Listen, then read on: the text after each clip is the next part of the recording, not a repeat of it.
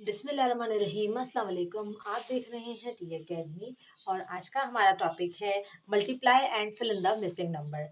आपने अक्सर अपनी बुक्स के अंदर देखा होगा कि इस तरीके से एक क्वेश्चन आता है जिसको हमें सॉल्व करना होता है और काफ़ी पेरेंट्स उसमें कंफ्यूज हो जाते हैं, ये बच्चे कंफ्यूज हो जाते हैं। तो ये वीडियो उनके लिए है, इसके लिए वीडियो को लास्ट तक ज़रूर देखिएगा।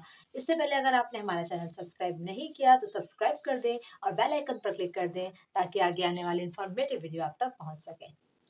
ये मेरे पास एक मैंने सर्कल बनाया है, बिल्कुल अच्छा नहीं बना मुझे पता है, लेकिन क्वेश्चन समझाना था इसलिए मैंने जैसा-तैसा बना लिया। तो ये एक मेरे पास एक फिगर है, ठीक है? एक एक सर्कल बना हुआ है जिसके अंदर इस तरह के नंबर्स होता है, सही? अब यहाँ पे लिखा गया है multiply and fill in the missing number कि जितने भी नंबर्स हैं ना इनको मल्टीप्लाई करना है इनमें बारी-बारी और जो यहाँ पे मिसिंग नंबर है उनको फिल करना है। तो इसको इस तरह से देख के बिल्कुल कन्फ्यूज़ आप ना हो, आपके लिए बहुत ज़्यादा ईज़ी है करने के लिए। सबसे पहले आपने क्या करा यहाँ पे देखा 2 1s आर 2 हमें दिया गया है, तो हमने यहाँ पे देख लिया 2 1s are 2, 2 2s are 4, 2 3s are 6 वो हमें नहीं दिया गया, लेकिन 2 4s आर यहाँ पे फिर क्या आएगा टेबल के हिसाब से 8, तो हमने लिख दिया 2 4s are 8, 2 5s are 10, 2 6s are 12, 2 7s are 14, 2 8s are 16, 2 9s are 18, 2 10s are 20।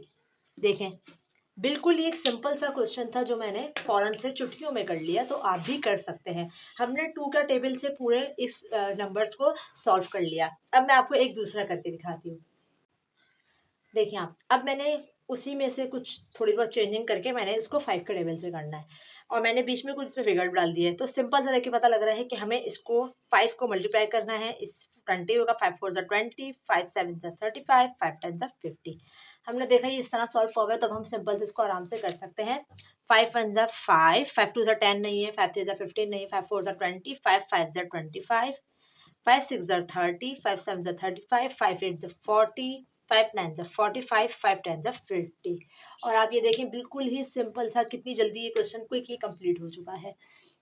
बस कुछ क्वेश्चंस ऐसे होते हैं जिसको देख के हम अक्सर कंफ्यूज हो जाते हैं, घबरा जाते हैं, ये क्वेश्चन कैसे होगा, क्या होगा। अगर आपके पास ऐसा कोई भी क्वेश्चन है जिसमें आपको कंफ्यूजन होती है तो आप मुझे कमेंट बॉक्स में लाजमी बताइए, मैं इंशाल्लाह आपको उसको सॉल्व करके बता दूंगी ताकि आपको आगे भी क्वेश्चंस करने में आसानी हो।